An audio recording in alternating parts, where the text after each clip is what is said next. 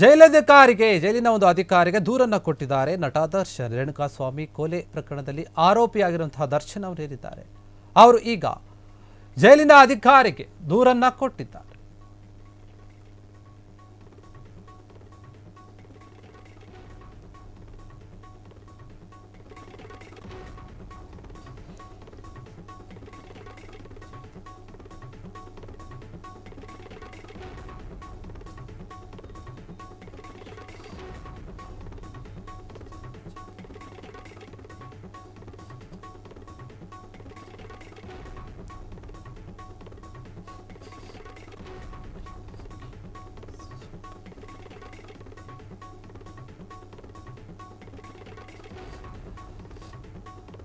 ದರ್ಶನ್ ಜೈಲಧಿಕಾರಿಗೆ ದೂರು ಕೊಟ್ಟಿದ್ದಾರೆ. ರೇಣುಕಾಸ್ವಾಮಿ ಕೊಲೆ ಪ್ರಕರಣದ ಆರೋಪಿಯಾಗಿರುವಂತಹ ದರ್ಶನ್ ಏನಿದ್ದಾರೆ ಅವರು ಸೆರೆವಾಸವನ್ನು ಅನುಭವಿಸ್ತಾರೆ. ಅದರಲ್ಲಿ ಅವರಿಗೆ ನಿತ್ಯ ನರಕ ಆಗ್ತಾ ಇದೆ ಅಂತ ಅವರು ಹೇಳಿದ್ರು ಹಿಂದೆ ಕೂಡ. ಈಗಲೂ ಕೂಡ ಅದೇ ಪರಿಸ್ಥಿತಿಯಲ್ಲಿದ್ದಾರೆ. ಜೈಲು ಸೇರಿದ ದಿನದಿಂದಲೂ ಕೂಡ ನಟ ದರ್ಶನ್ ಒಂದು ವ್ಯವಸ್ಥೆ ಸರಿ ಇಲ್ಲ, ಅಲ್ಲಿ ಅವ್ರಿಗೆ ಕೊಡ್ತಿರುವಂತಹ ವ್ಯವಸ್ಥೆಗಳಿಂದ ಸರಿ ಇಲ್ಲ ಅನ್ನುವಂತಹ ಮಾತು ಕೇಳಿ ಬರ್ತಾ ಇತ್ತು. ಜೈಲಧಿಕಾರಿಗಳಿಗೆ ಇಂಗ್ಲಿಷ್ ಬರಲ್ಲ ಅಂತ ಈಗ ಖ್ಯಾತೆ ತೆಗೆದಿದ್ರು.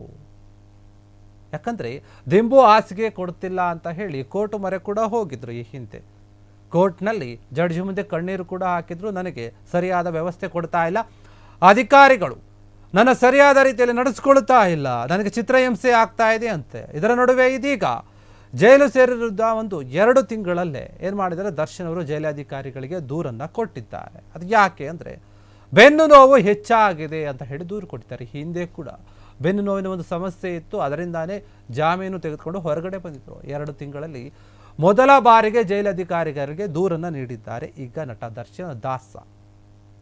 ಜೈಲಧಿಕಾರಿಗಳಿಂದಲೇ ಚಿಕಿತ್ಸೆ ಕೊಡಿಸಲಾಗ್ತಾ ಇದೆ. ಈ ಒಂದು ವಿಚಾರವಾಗಿ ಪ್ರತಿನಿತ್ಯ ಕೂಡ ಜೈಲಿನ ವೈದ್ಯರಿಂದಲೇ ತಪಾಸಣೆ ಮತ್ತು ಚಿಕಿತ್ಸೆ ಕೂಡ ಕಾರ್ಯ ನಡೀತಾ ಇದೆ. ಚಿಕಿತ್ಸೆ ಮಾಡ್ತಾ ಇದ್ದಾರಂತೆ ಜೈಲಲ್ಲಿರುವಂಥ ವೈದ್ಯರು ಕೂಡ.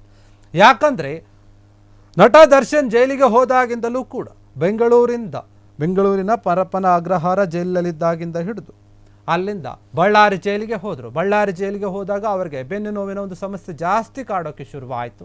ಅದರ ಬಗ್ಗೆ ಪದೇ ಪದೇ ಹೇಳಿದ್ರು, ಮನವಿಯನ್ನು ಮಾಡಿದರು. ಇದನ್ನು ಆಲಿಸಿದಂತಹ ಕೋರ್ಟ್ ಏನು ಮಾಡಿತು, ಓಕೆ 57ನೇ ಸೆಷನ್ ಕೋರ್ಟ್ ಏನಿದೆ ಕೊಡ್ತು ತೀರ್ಪನ್ನು, ಇವ್ರಿಗೂ ಚಿಕಿತ್ಸೆಯನ್ನು ತಗೊಳ್ಬೇಕು, ಏನಿದೆ ಅದಕ್ಕೆ ಅಗತ್ಯವಂತಹ ಒಂದು ವ್ಯವಸ್ಥೆಯನ್ನು ಮಾಡಿ ಅಂತ ಹೇಳಿ ಷರತ್ತುಬದ್ಧ ಒಂದು ಜಾಮೀನನ್ನು ಕೊಡ್ತು. ಟ್ರೀಟ್ಮೆಂಟ್ ತಗೋತೀನಿ ಅಂತ ಹೇಳಿ ದರ್ಶನ್ ಅವರು ಹೊರಗಡೆ ಬಂದರು. ಬಂದ ಮೇಲೆ ಟ್ರೀಟ್ಮೆಂಟನ್ನು ತಗೊಂಡ್ರು, ಬಟ್ ಸರ್ಜರಿಯನ್ನು ಮಾಡಿಸ್ಕೊಳ್ಳಿಲ್ಲ.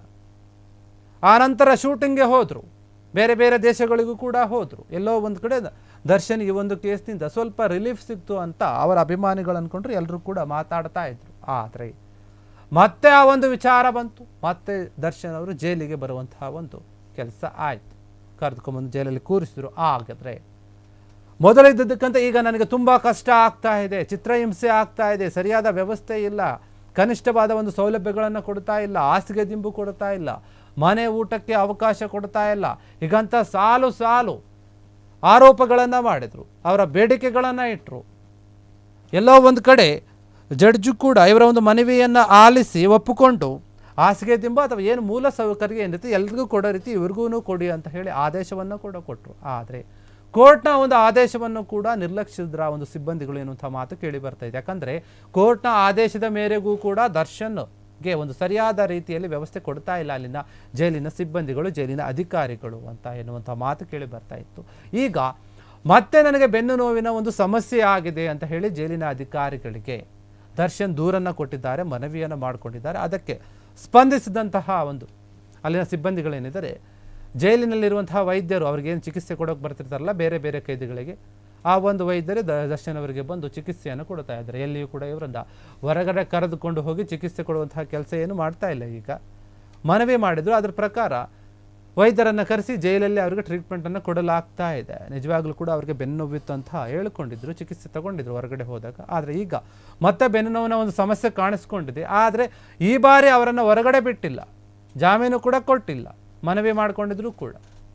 ಹೀಗಾಗಿ ಜೈಲಿನಲ್ಲಿ ಅವರಿಗೆ ಒಂದು ಚಿಕಿತ್ಸೆಯನ್ನು ಕೊಡಲಾಗ್ತಾ ಇದೆ. ಅದು ಎಷ್ಟರ ಮಟ್ಟಿಗೆ ಪರಿಣಾಮಕಾರಿಯಾಗಿ ಕೆಲಸ ಮಾಡುತ್ತೋ ಅಥವಾ ನೋವು ಕಡಿಮೆ ಆಗುತ್ತೋ ಇಲ್ಲ ಇನ್ನೂ ಜಾಸ್ತಿ ಆಗುತ್ತೋ ಅಂತ ಗೊತ್ತಿಲ್ಲ. ಆದರೆ ದರ್ಶನ್ ಈಗ ಮೊರೆಯನ್ನು ಹೋಗಿದ್ದಾರೆ ಅಧಿಕಾರಿಗಳ ಮುಂದೆ, ಜೈಲಿನ ಅಧಿಕಾರಿಗಳ ಮುಂದೆ. ಡಾಕ್ಟರ್ ಬಂದು ಕೂಡ ಚಿಕಿತ್ಸೆಯನ್ನು ಕೊಡ್ತಾ ಇದ್ದಾರೆ ಪ್ರತಿದಿನ ಕೂಡ. ಕ್ಷಣ ಕ್ಷಣದ ಸುದ್ದಿಗಳಿಗಾಗಿ ಫ್ರೀಡಂ ಟಿವಿ ಸಬ್ಸ್ಕ್ರೈಬ್ ಮಾಡಿ, ಲೈಕ್ ಮಾಡಿ ಹಾಗೂ ಫಾಲೋ ಮಾಡಿ. ಹೊಸ ಸುದ್ದಿಗಳ ನೋಟಿಫಿಕೇಶನ್ಗಾಗಿ ಬೆಲ್ ಐಕಾನ್ ಮೇಲೆ ಕ್ಲಿಕ್ ಮಾಡಿ.